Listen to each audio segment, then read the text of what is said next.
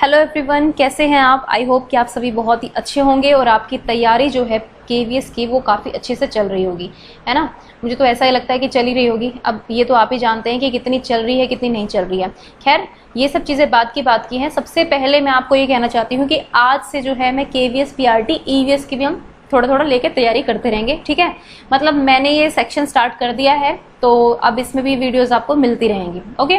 और वही कहूँगी फिर से कि भाई जो आपको अपना घड़ा भरना है पूरा, ठीक है, आपको पूरा मटका भरना है पानी का। पानी मतलब आप समझ लो आपकी तैयारी है, और मटका जो है वो उसी दिन खाली होगा जिस दिन आपका केवीएस का एग्जाम होगा, ठीक है। तो एग्जाम की तैयारी जो है अभी से कमर कस लो, क्योंकि 2-3 महीने में कभी कोई एग्जाम क्लियर नहीं हो सकता है। आपको एटलीस्ट 1 ईयर की का हार्ड वर्क करना बहुत जरूरी है जब कंपटीशन इतना ज्यादा है। कंपटीशन क्यों ज्यादा कह रही हूँ, क्योंकि किस लिए है कंपटीशन ज्यादा, क्योंकि लाखों फॉर्म भरे जाते हैं और वैकेंसी आती है 2000-3000, इससे ज्यादा तो नहीं आती है, ठीक है।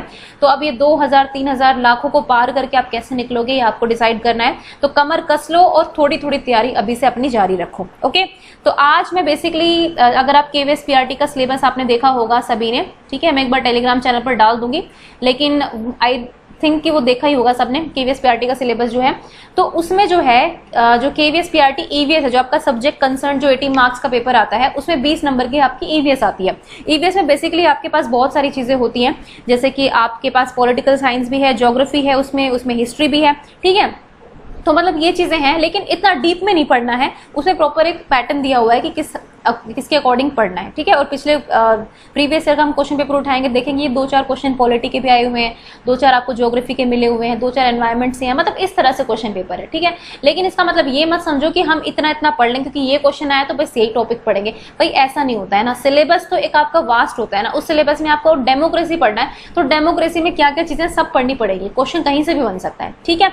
तो भाई आज का सबसे पहला टॉपिक जो मैंने लिया है वो लिया है प्राइमरी इंस्टीट्यूशंस ऑफ डेमोक्रेसी, और ये जो आपका पीआरटी केवीएस का सिलेबस है जो उसी में से है बिल्कुल, ठीक है। अब इसके अंदर क्या क्या चीजें पढ़नी है वो आप इसके पार्ट्स में कवर कर ही लेंगे हम, ठीक है। तो यानी कि लोकतंत्र की प्राथमिक संस्थाएं जो है इसको हम पढ़ेंगे, ठीक है। आई होप कि आप कोऑपरेट करेंगे, आप देखेंगे। अगर आप लोग देखिए, पता है मोटिवेशन थोड़ा सा मेरा भी कम इसलिए हो जाता है क्योंकि मेरे को लगता है कि भाई इतनी मेहनत करने के बाद अगर आप वीडियो बना रहे हो, ठीक है, और मतलब उसके बाद भी लोग ना देख रहे हैं ना कोई रिस्पॉन्स है अच्छा, तो फिर क्या फायदा है ना। फिर ऑब्वियसली मेरा भी एक मोरल थोड़ा डाउन हो जाता है और मुझे लगता है कि छोड़ो यार, जब इन लोगों को इतनी टेंशन नहीं है तो मैं क्यों इतनी टेंशन ले रही हूँ, मैं क्यों इतना वो करूँ। तो गाइस प्लीज थोड़ा पढ़ना शुरू कर लीजिए क्योंकि वो बहुत ज्यादा जरूरी है, ओके।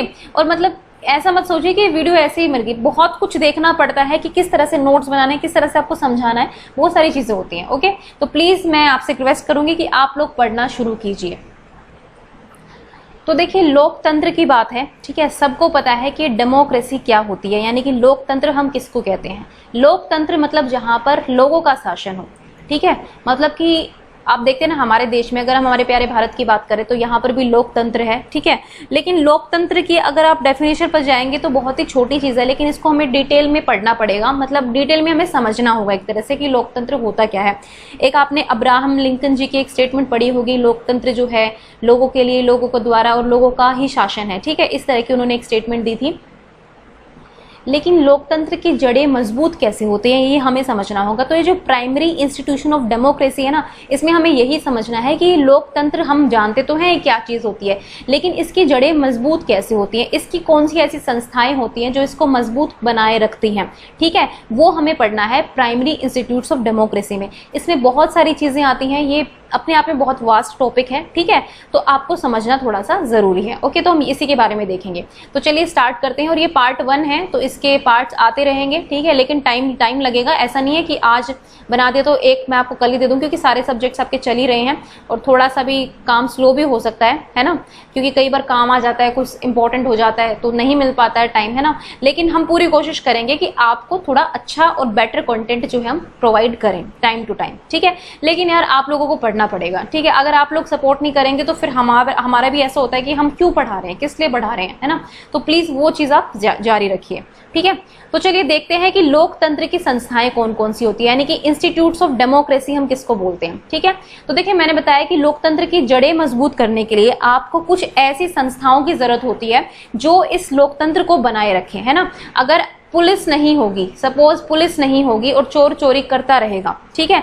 तो मतलब चोर को कौन पकड़ेगा या फिर क्रिमिनल्स को कौन पकड़ेगा, हमें पुलिस की जरूरत है, ठीक है। पुलिस का जो है क्रिटिसिज्म भी होगा, इसकी आलोचना भी होगी, लेकिन इसका मतलब ये तो नहीं है कि हम इसकी इंपॉर्टेंस को भूल जाए।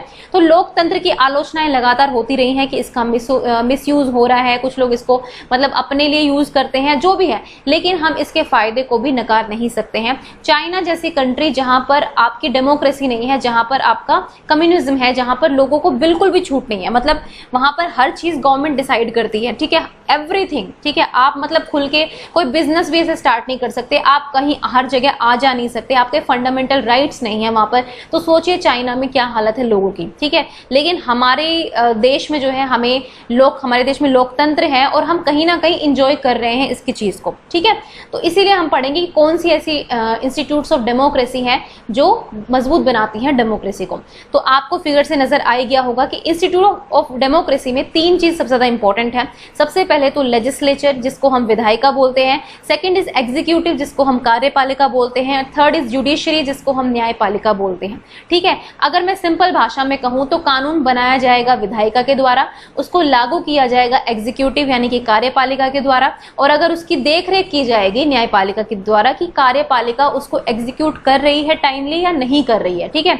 ये संविधान के अकॉर्डिंग काम कर रहे हैं कि नहीं कर रहे हैं, और अगर नहीं कर रहे हैं तो आप अपील कर सकते हैं न्यायालय में, या फिर न्यायालय खुद से भी वॉच बनाए रखता है कि कहां पर क्या क्या चीजें हो रही हैं, ठीक है। अब उसके लिए हमें इन चीजों को डिटेल में पढ़ना पड़ेगा, ठीक है। बस सबसे पहले इतना समझ लो कि ये 3 संस्थाएं जो हैं अभी इंस्टीट्यूट ऑफ डेमोक्रेसी हैं, जो बेसिकली ओवरऑल बता रही हूं मैं आपको, ठीक है। अगर हम इंडियन पर्सपेक्टिव में बात करें तो अलग चीजें हो जाती है, लेकिन है यही स्ट्रक्चर हमारे देश का भी, ठीक है। हमारे देश में विधायिका है, कार्यपालिका है और न्यायपालिका भी है, ठीक है, जिसमें सबसे सर्वोपरि है सर्वोच्च न्यायालय, ठीक है। तो इनका क्लैश जो है आपको लगातार नजर आता ही होगा, कभी कार्यपालिका का विधायिका के साथ हो जाता है, कभी विधायिका का न्यायपालिका के साथ, मतलब क्लैशेस चलते रहते हैं, लेकिन अब एक दूसरे को काउंटर करते हैं ये तीनों, ताकि जो है डेमोक्रेसी जो है वो बनी रहे, ठीक है, लोकतंत्र अपना काम करता रहे, ठीक है। तो इनको डिटेल में पढ़ेंगे बिल्कुल कि इनमें क्या क्या चीजें हैं, क्या क्या नहीं है, ठीक है। दिस इज पार्ट 1 ओनली, ठीक है। इसके बाद पार्ट्स आएंगे, भाई एक वीडियो में मैं कंप्लीट नहीं कर सकती, बहुत प्लानिंग करनी पड़ती है, कैसे पढ़ाना है, किस तरीके से पढ़ाएंगे, ठीक है।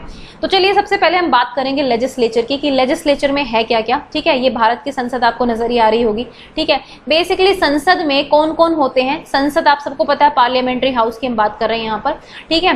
तो संसद जो है आपको पता है नई दिल्ली में स्थित है, ठीक है। और एक करंट का क्वेश्चन बता दूं कि टाटा ग्रुप को जो है नया संसद भवन बनाने के जो है वो कॉन्ट्रैक्ट दे दिया गया है, ठीक है। ये करंट का क्वेश्चन है। चलिए, तो संसद जो है 3 चीजों से बनती है, सबसे पहले लोकसभा, दूसरे नंबर पर राज्यसभा और तीसरे नंबर पर हम कह सकते हैं प्रेसिडेंट। मतलब ये नंबर रैंकिंग नहीं कर रही हूं मैं, 3 चीजें बता रही हूँ, ठीक है। 3 चीजें शामिल है इसमें, लोकसभा, राज्यसभा और प्रेसिडेंट। अगर इनको जोड़ दो तो ये हमारी संसद कहलाती है। कई बार पेपर में क्वेश्चन क्या बनता है कि संसद में कौन कौन आता है, ठीक है। तो मोस्टली बच्चे क्या कराएंगे, हाँ भाई लोकसभा होता है, राज्यसभा होता है, ये हमारी संसद होगी। लेकिन आपको समझना पड़ेगा कि प्रेसिडेंट भी संसद का जो है बहुत इंपॉर्टेंट हिस्सा है। अगर संसद की डेफिनेशन में पूछे तो इसमें राज्यसभा, लोकसभा और प्रेसिडेंट तीनों ही आएंगे, ओके। देखिए लोकसभा को हम लोअर हाउस भी बोलते हैं, एल को मिला लो, ठीक है।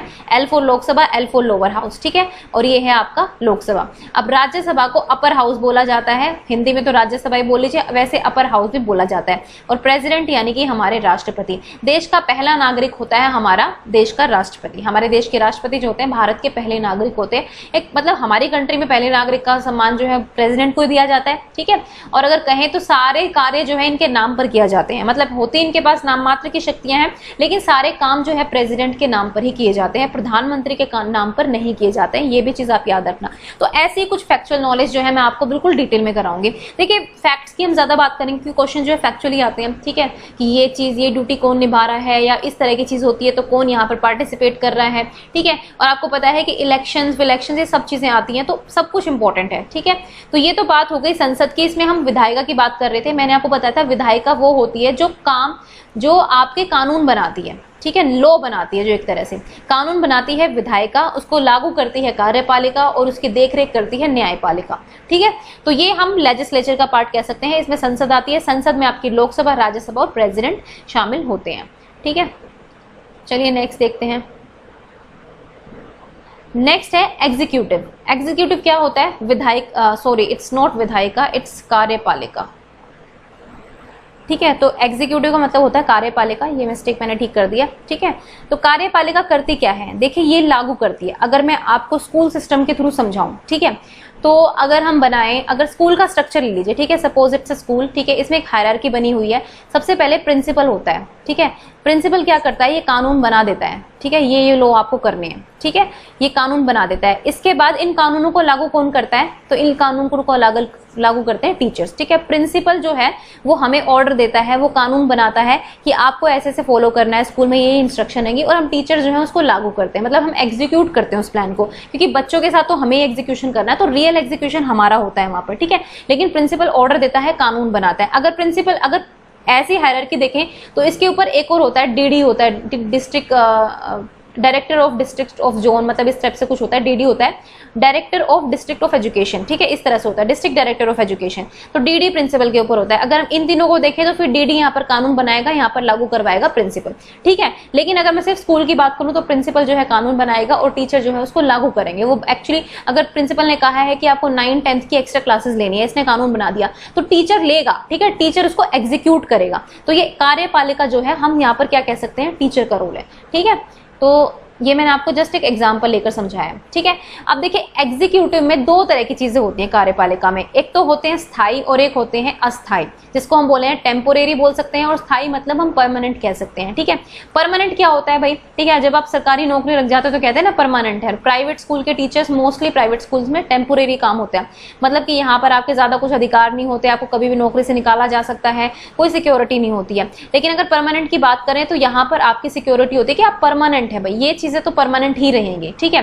तो ऐसा हमारे में क्या है परमानेंट। अगर मैं बात करूं परमानेंट की तो इसमें आती है नौकरशाही, ब्यूरोक्रेसी, ठीक है, नौकरशाही आती है। इसमें आपके आईएएस, ठीक है, आईपीएस, आईएफएस, जो भी बड़े बड़े अधिकारी होते हैं, इनके जो विभाग होते हैं वो सारे आ जाते हैं, ठीक है, क्योंकि ये चीजें आपकी लगातार बनी रहेंगी। हाँ, इन लोगों की छटनी होती रहती है, कभी जैसे कोई रिटायर हो जाता है, कोई नई भर्ती हो जाती है, वो अलग चीजें, ठीक है। लेकिन ये ब्यूरोक्रेसी जो है, ये नौकरशाही जो है, ये परमानेंट चीज है, इसको आप बदल नहीं सकते हो। इसमें भर्ती अलग अलग होती रहेगी, लेकिन आप नौकरशाही को हटाओगे नहीं, ये परमानेंट है, क्योंकि कार्यपालिका के लागू करने के लिए नौकरशाही इज वेरी वेरी इंपॉर्टेंट, ठीक है। क्या होती है नौकरशाही, देखिए भाई, जितने भी ऑफिसर्स होते हैं, ऑफिसर्स फिर हमें कमांड देते हैं, ठीक है, मतलब हम अगर ग्रुप डी से ले लो तो डी के ऊपर सी होता है, सी के ऊपर बी होता है, बी के ऊपर ए ग्रुप ऑफिसर्स होते हैं, तो ए से वो पूरा नीचे ऑर्डर चलता रहता है ना। तो ए वाला अपने काम करेगा, बी वाला अपने काम करेगा, सी वाला अपने और डी वाला अपना काम करेगा। तो ये ब्यूरोक्रेसी जो है लगातार चलती रहती है, एग्जीक्यूशन में इसका बहुत इंपॉर्टेंट रोल है, ठीक है। आप देखेंगे प्राइम मिनिस्टर की जितने भी कैबिनेट होती है उसमें भी आपके सलाहकार होते हैं, सारे आईएएस, आईपीएस, आईएएस, मतलब ये होते हैं, ठीक है। तो एक तरह से नौकरशाही जो होती है वो इसके अंदर आ गई। अब इस नौकरशाही में बहुत सारी चीजें, आपका इलेक्शन कमिश्नर आ गया, इलेक्शन कमीशन आ गया, आपका सीएजी आ गया, controller and auditor general of India हो गया, ठीक है, ठीक है, ये कैग हो गया, इलेक्शन कमिश्नर हो गया, ठीक है, या फिर आपका सीवीसी हो गया, सेंट्रल विजिलेंस कमिश्नर हो गया, ठीक है। तो ये सारी चीजें, संस्थाएं जो हो गई ना, जितने भी हमारे डिपार्टमेंट्स होते हैं, एक तरह से मैं कह सकती हूँ, ये सब नौकरशाही का पार्ट है, और ये सारे स्थायी होते हैं, परमानेंट होते हैं, ठीक है। अब हम बात करते हैं अस्थायी की, तो इसमें हमारा प्राइम मिनिस्टर हो गया, कैबिनेट होगी, उपराष्ट्रपति हो गए। मैं क्यों कह रही हूँ इनको अस्थायी, क्यों बोल रही हूँ, और भी हमारे नेता हो गए, स्टेट नेता हो गए हमारे, ठीक है, तो ये सब आ गए, ठीक है। इसमें स्टेट गवर्नमेंट्स भी आ सकती हैं आपकी। इसमें बेसिकली टेम्पोरेरी में आपकी स्टेट और सेंट्रल गवर्नमेंट की जो एजेंसीज होती है, जो कैबिनेट्स होते हैं, मंत्रिमंडल होते हैं, वो सभी आ जाते हैं इसमें, ठीक है। मतलब ये मैंने 3 लिखे हैं आपको समझाने के लिए। तो अस्थायी का मतलब क्या है, क्योंकि आपको पता है कि हर 5 साल में हमारे देश में चुनाव होते हैं, चाहे वो विधानसभा के चुनाव हो, चाहे वो लोकसभा के चुनाव हो, ठीक है। मतलब एक टर्म पीरियड तो 5 है ना, वो इमरजेंसी लग जाए या कुछ हो जाए तो वो एक्सटेंड हो जाता है, लेकिन वो टर्म एक फिक्स्ड है 5 साल का, ठीक है। तो अब देखिए प्राइम मिनिस्टर यहाँ पर चेंज हो सकता है सरकार विधायक जो है अपना समर्थन खींच लें, यहाँ पे सरकार गिर जाए, ठीक है। तो कोई ऐसा वो नहीं है कि ये गिरेगी। कितनी बार हमारे पीएम की सरकार गिरी, अटल बिहारी वाजपेयी 1999 में बने थे, उसके बाद फिर से 2001 में बने, मतलब गिरती रही हैं सरकारें, ठीक है। वो भी मैं आपको जब कौन कौन प्राइम मिनिस्टर रहे बताऊंगी तब बता दूंगी सारा, ठीक है।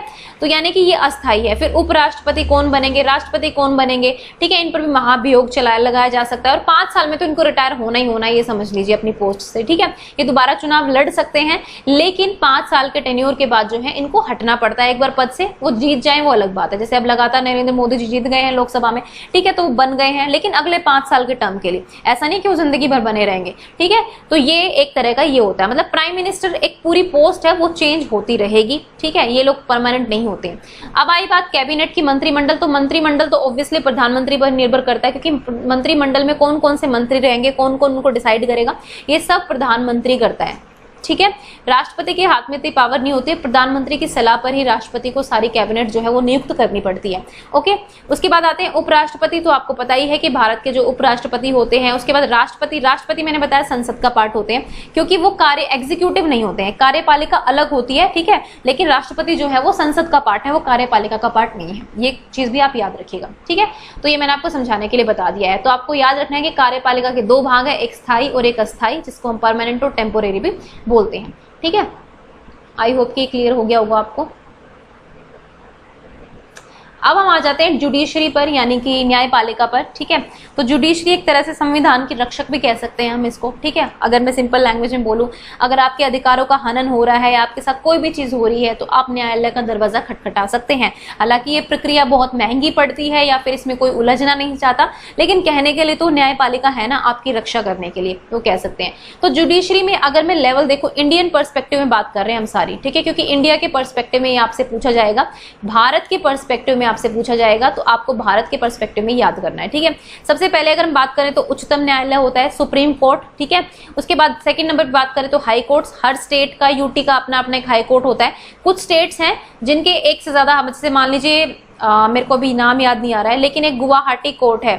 ठीक है, गुवाहाटी नहीं कहेंगे, एक और कोर्ट है। ठीक है, मतलब कुछ ऐसे कोर्ट्स हैं, मैं आपको करा दूंगी, अभी एग्जैक्ट मेरे को याद नहीं है। ठीक है, तो मतलब कुछ ऐसे कोर्ट्स हैं जो दो दो राज्य को भी संभाल रहे हैं, मतलब उस राज्य का भी है और दूसरे राज्य का भी हाई कोर्ट है। तो हाई कोर्ट जो है वो डिपेंड करता है, ठीक है, कि वो सरकार इसके बारे में रूल बना सकती है कि ठीक है, ये हाई कोर्ट जो है दो राज्यों को देखेगा, जो भी है इस तरह से। ठीक है, तो ये जस्ट एक इमेज है किसी एक हाई कोर्ट की, वो बता रही हूँ मैं आपको।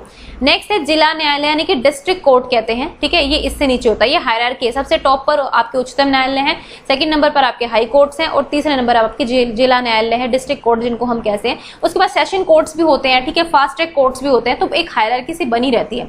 ठीक है, लेकिन आपको ये तीन इंपॉर्टेंट पढ़ने हैं, उच्चतम न्यायालय, उच्च न्यायालय और जिला न्यायालय। ठीक है, अब देखिए रिट्स भी जारी करता है उच्चतम न्यायालय और हाई कोर्ट दोनों ही, मतलब मोस्टली पावर तो आपको पता है कि हाई कोर्ट के पास है, लेकिन कुछ ऐसी पावर्स होती है जो सिर्फ सुप्रीम कोर्ट के पास है, लेकिन कुछ ऐसी पावर्स होती है जो सिर्फ हाई कोर्ट के पास है, सुप्रीम कोर्ट के पास भी नहीं होती है। वो हम डिटेल में तब पढ़ेंगे जब हम जुडिशरी को देखेंगे। ठीक है, तो मतलब ये आपको बताया है मैंने न्यायपालिका का स्ट्रक्चर। न्यायपालिका का काम क्या है कि हमारे अधिकारों का, संविधान का जो है आदर किया जा रहा है कि नहीं किया जा रहा है। कोई कानून जो है संविधान के विरोध में तो नहीं है। ठीक है, क्योंकि हमारा जो कॉन्स्टिट्यूशन है वो हमारे देश का बाइबल समझ लीजिए आप, कि मतलब उसमें से ही देख के करना है। न्यायपालिका सिर्फ कॉन्स्टिट्यूशन को फॉलो करता है, ये किसी सरकार को फॉलो नहीं करता है। जुडिशरी जो होती है वो इंडिपेंडेंट होती है, मतलब कहने के लिए बोल रही हूँ। अब कितना इन्फ्लुएंस पॉलिटिकल होता है नहीं होता है, ये खैर डिबेटेबल क्वेश्चन है। ठीक है, इस पर हम बात नहीं करेंगे, लेकिन मैं वैसे आपको बता रही हूँ कि ये फ्री होती है, free from legislature and executive. ठीक है, यानी कि विधायिका और कार्यपालिका से स्वतंत्र होती है न्यायपालिका, जबकि जो विधायिका होती है वो मतलब लोकसभा के प्रति जो है वो, मतलब लोकसभा जो होती है वो संसद के प्रति जो है उत्तरदायी होती है। ठीक है, तो ये आपका जुडिशरी का स्ट्रक्चर है। आई होप क्लियर हो गया होगा। अब हम नेक्स्ट देखते हैं। देखिए, आज मैं आपको सिर्फ थोड़ा सा स्ट्रक्चर बता दूंगी, राज्यसभा क्या है, लोकसभा क्या है। ठीक है, और मतलब लेजिस्लेचर, आपको पता है विधायिका क्या है, तो ये सब चीजें मैं आपको बता दूंगी थोड़ी सी। और मतलब ज्यादा लंबी वीडियो नहीं रखेंगे, क्योंकि 40-50 मिनट की कोई देखता भी नहीं है, और मतलब फिर मेरे को लगता है कि मेरी मेहनत भी बेकार ही हो रही है। ठीक है, तो मतलब इतना पेन मैं भी नहीं लूंगी कि मतलब पूरा ही ये हो जाए कि भाई ठीक है हम मेहनत करे जा रहे हैं, सामने वाले कुछ भी नहीं कर रहे हैं। तो मैं छोटी छोटी वीडियो रखूंगी। ठीक है, आपको पार्ट्स में मिलेगी ये वीडियो, जो भी है एक पार्ट में, 2 पार्ट में कवर नहीं हो सकता है कुछ भी। ओके, और एक बात और कहनी थी कि आपके बहुत सारे डाउट्स आते हैं। ठीक है, आपके डाउट्स आते हैं, कभी बीएड को लेकर है, कई लोगों को डाउट इग्नू को लेकर है। तो इस संडे जो है ना एक डाउट की क्लास रख लूंगी। ठीक है, मतलब आपके डाउट्स कमेंट सेक्शन से ही थ्रू मेरे को पता चलते हैं, क्योंकि अभी लाइव बटन ओपन नहीं हुआ है, तो लाइव तो मैं नहीं आऊंगी। मतलब अभी थोड़ी सी दिक्कत है, जब तक 1000 सब्सक्राइबर नहीं होते उससे पहले लाइव बटन मतलब कर सकते हैं live, but that is not मतलब applicable according to YouTube policies. ठीक है, तो जो भी है खैर, तो डाउट्स में इकट्ठे करके संडे को एक वीडियो अपलोड कर दूंगी आपके डाउट्स की, जिसमें आपको ये भी पता चल जाएगा कि आप बीएड कहाँ से करते हैं। ठीक है, और टाइम मैनेजमेंट कैसे करना है, या जो भी है आपके करंट अफेयर मेरे इनफ रहेंगे कि नहीं रहेंगे, ये सब डाउट जो है मैं एक वीडियो में कवर कर दूंगी आपके। इस संडे आपको वीडियो मिल जाएगी। ठीक है। तो ये सब चीजें हम वहां से कर लेंगे। हर कमेंट का रिप्लाई नहीं कर पाते ना, क्योंकि कुछ बैंक चलते, पर देख लेती हूँ मैं सबके कमेंट्स, ठीक है, और नोट कर लेती हूँ कि क्या क्या डाउट्स हैं, ठीक है। तो चलिए वो बात की बात है। अभी हम देखते हैं ये लेजिस्लेचर, मतलब मैंने आपको बताया कि ये होती है विधायिका, ठीक है भाई। इंग्लिश हिंदी थोड़ा मिक्स ही रहेगा, इंग्लिश कह सकते हैं आप इसको, ठीक है, क्योंकि एक लैंग्वेज में, दोनों लैंग्वेज में करना थोड़ा सा मुश्किल होता है, टाइम इतना मैनेजमेंट हो नहीं पा रहा है मुझसे, ठीक है। तो मतलब जितनी मेरी तरफ से एफर्ट्स होते हैं मैं वो कर सकती हूँ आपके लिए। बस देखिए, अब लेजिस्लेचर विधायिका मैंने आपको बताया ही था, कानून बनाती है, ठीक है। अब जो इंपॉर्टेंट फैक्ट्स है ना वो रट लो, वो रटने ही पड़ेंगे और नोट्स बना लो जो मैं बोल रही हूँ, ठीक है।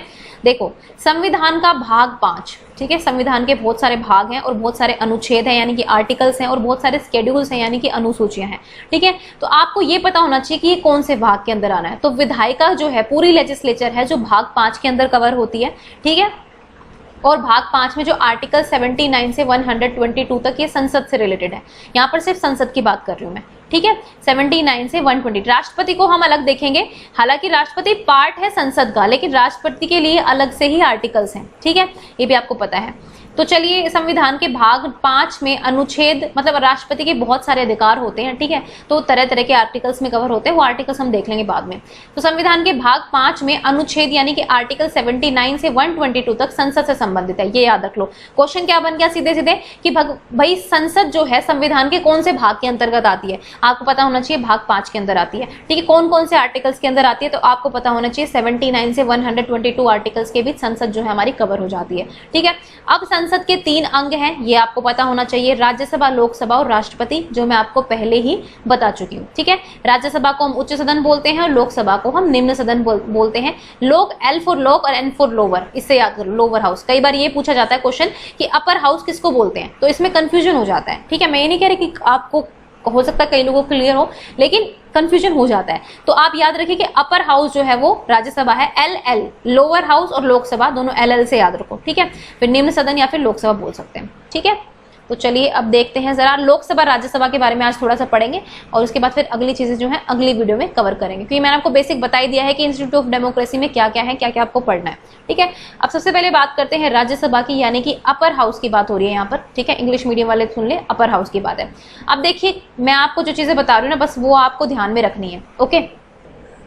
तो देखिए, मैं आपको सबसे 2 क्वेश्चन बनते हैं। एक तो प्रेजेंट में कितनी संख्या है, ठीक है, अभी कितनी संख्या है राज्यसभा में सदस्यों की, और एक कितनी होनी चाहिए। तो मैंने लिखी है अधिकतम। देखो क्वेश्चन ये बहुत आता है, बहुत बार आता है, मतलब पता नहीं कहाँ कौन कौन सी।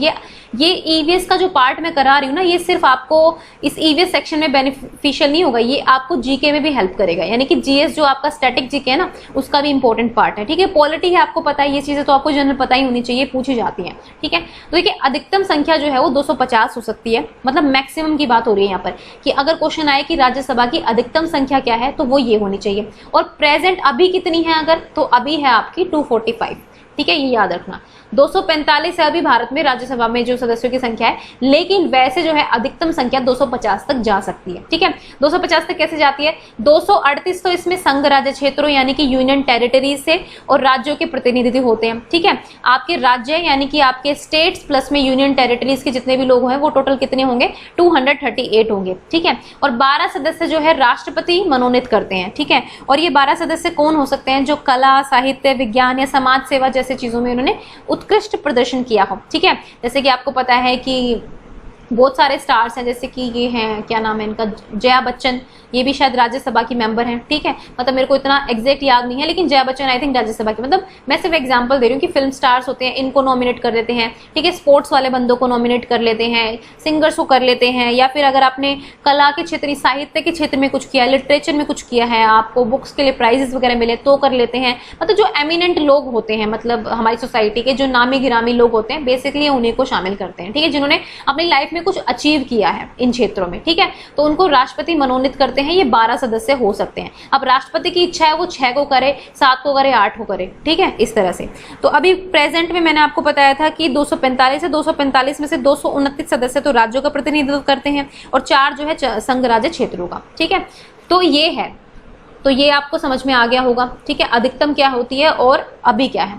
अब संविधान की 4थी अनुसूची यानी कि 4th schedule of Indian constitution, उसमें राज्यसभा के लिए राज्यों और संघ राज्यों में सीटों का आवंटन है। ठीक है, मतलब इस शेड्यूल के अकॉर्डिंग जो है आप सीटों का आवंटन करते हैं, मतलब ये पूरा आवंटित क्षेत्र है कि किसको कितना मिल रहा है। ठीक है, ये हम अगली वीडियो में कवर कर लेंगे। ठीक है, तो संविधान की चौथी अनुसूची यानी कि 4th शेड्यूल की बात हो रही है, उसमें आप राज्यसभा के लिए संघ व राज्य क्षेत्रों में सीटों का आवंटन होता है।